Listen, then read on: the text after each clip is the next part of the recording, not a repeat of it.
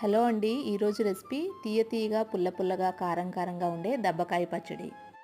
నేనైతే 6 దబ్బకాయలని తీసుకున్నానండి. దబ్బకాయల్ని శుభ్రం చేసుకుని ఇక్కడ చూపించిన విధంగా చిన్న చిన్న ముక్కలుగా కట్ చేసుకుని పక్కన పెట్టుకోవాలి. స్టవ్ పైన ఒక మందంపాటి గిన్నెను పెట్టి దానిలో దబ్బకాయ ముక్కలు, ఉప్పు, పసుపు, వాటర్ వేసి మూత పెట్టి బాగా ఉడికించుకోవాలి.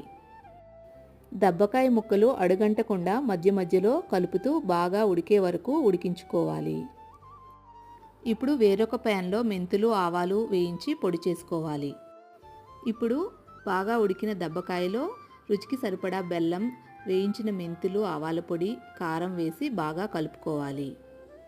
1 కప్పు ముక్కలకి 3/4 కప్పు బెల్లాన్ని తీసుకోవాలి.